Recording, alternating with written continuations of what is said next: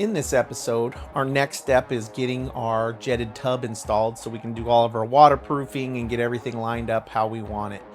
So first off, now that we do have it just set in there, we're going to check to make sure our plumbing lines up and everything. Our electrical we're going to check. We're going to make sure everything is ready so we can put us a ledger board around so that we can have the deck top sitting on that. Now, all of our weight's not going to be on that.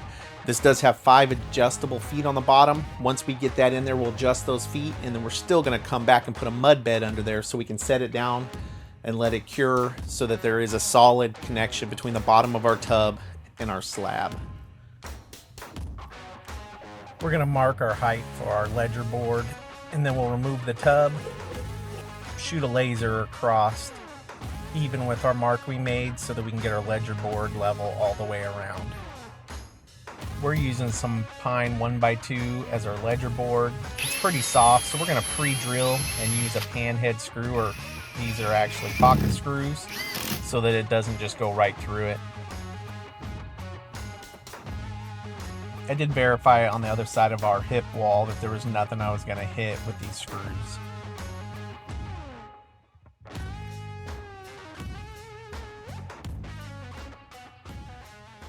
With the ledger boards in now, it's time to move our electrical. It was a little too close to our pump and everything, so we're just going to move it up so that there's plenty of room.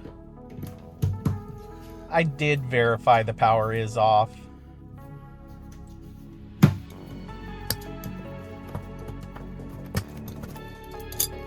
Now with it all detached, I'm going to glue this piece of plywood to the back of our hip wall, just because we're going to relocate the electrical right to the back of our niche, and I don't want my screws protruding through there.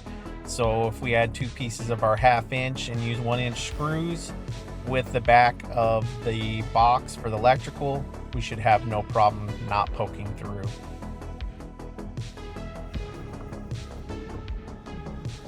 While we were back there, we connected our grounding wire to our copper pipes, and later we'll connect the same wire to the motor housing of our tub. We just did it now because we won't be able to get back there later.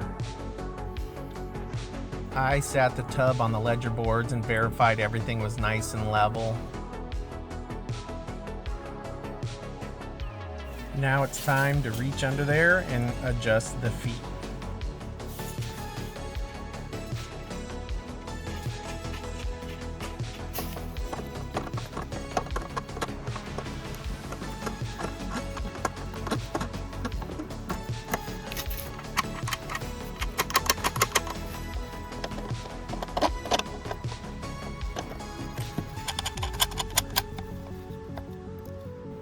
Before we remove the tub for hopefully the last time, we're going to verify the cutoff height for our drain so we can install our adapter.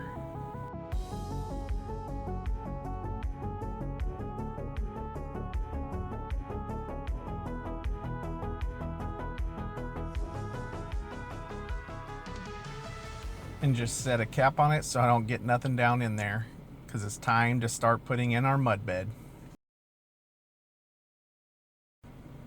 After getting our mud and our tub set up, I did put in these 2x4s with a screw holding them into the studs so that we could put our tub above our mud bed and then set it down into it instead of trying to do it by myself and drag it through the bed of mud. We're going to go ahead and wet down the concrete so it doesn't suck all the moisture out of this mud bed. We're going to mix it about the same as we did for our curbless shower pan, so it'll hold its shape better.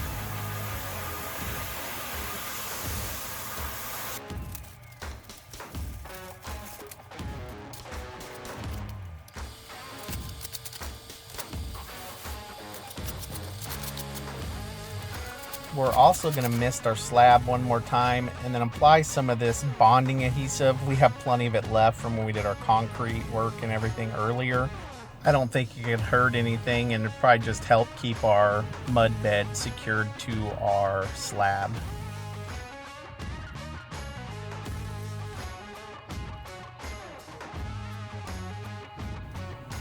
Now it's time to put the tub in for the last time. We're gonna go ahead and slide them over those 2x4s we put on the top of our ledger board just to keep it up out of the mud so I could do this by myself. Before I drop it, I'm gonna get under there and make sure my drain and everything's good and make sure the mud's up there so it'll touch and squish down once we drop this. And I dug out some little holes for the feet so that it wouldn't be so hard to push it down.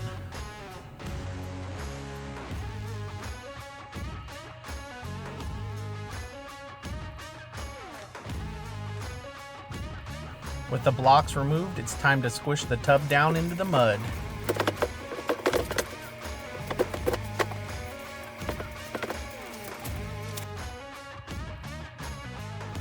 I put some bags of mortar in the tub to hold it down in contact with the mud bed while it cures. After a little cleanup of the mud bed, verifying that our lip of our tub is sitting on our ledger board so that it'll stay nice and level.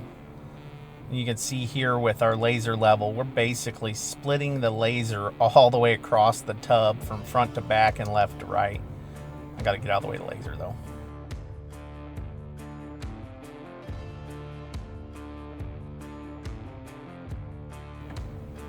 After a couple days of letting that mud bed cure, it's time to start hooking up our drain.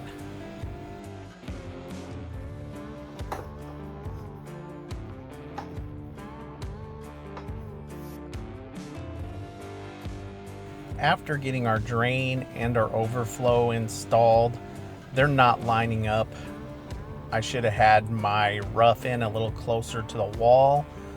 So we're just gonna get one of these flexible doohickeys right here and install that between the two so I don't have to go and remove this and get all that figured out. It's just for the overflow. I'm very comfortable using this here. I did put a link in the video description down below for this flexible extension. I don't necessarily want to use them, but they do save your butt in a pinch. All right, now that our drain's hooked up for our tub, we gotta wait, it says 30 minutes for the silicone before we can put water to it. I'm impatient, but I'm not that impatient. We can give it an hour or two, and then we're gonna fill this thing up with water and see how it all works. But while we wait, we're gonna work on our front here. So what I'm gonna do is do a bottom treated, build me a frame, some 2x4s. We're gonna have to cut out a little bit for some of our items up underneath here. And then we're just gonna do our two ends. And I'm gonna come back and fill in because I don't wanna wedge anything up under there. So we'll do them in place because my concrete may not be perfectly level and I don't wanna knock out the trueness of the top of the tub. Also, we'll take our measurement on the bottom, make our top the same, just because I do have a little gap over here for our knee wall that I know we got to pull in a little bit. So we'll just do that to pull that in. You can see the little gap here. We're just going to use that to pull it in. I want to keep this hip wall as small as possible, but I think we're going to have to fur it out here just to give ourselves a little bit of room for the front of our tub.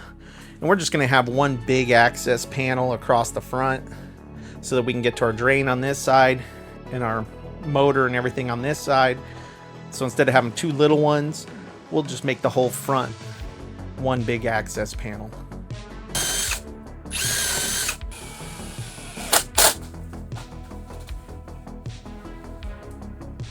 Our aerator adjustment and our pneumatic button are right there, so we're going to mark the top of our frame just to use our jigsaw and cut that out so we have plenty of clearance. We're going to install some concrete anchors through the bottom of this, so we're going to pre-drill through the wood.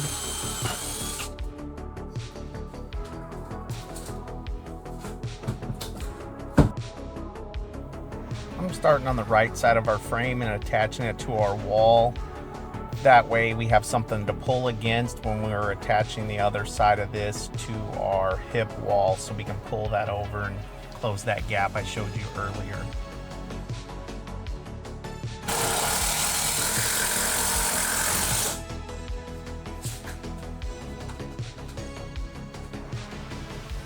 Now it's time to put in the concrete anchors. We're just gonna drill through the holes we put in our bottom plate earlier.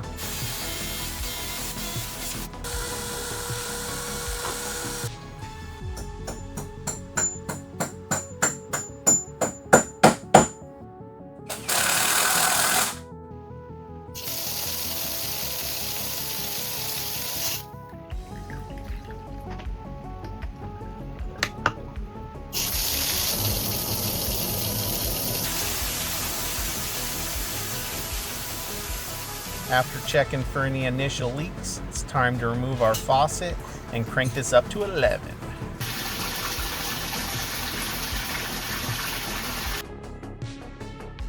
I like seeing all the little water droplets get cut through by the laser level. That's it for this episode. Thanks for watching and stay tuned for more.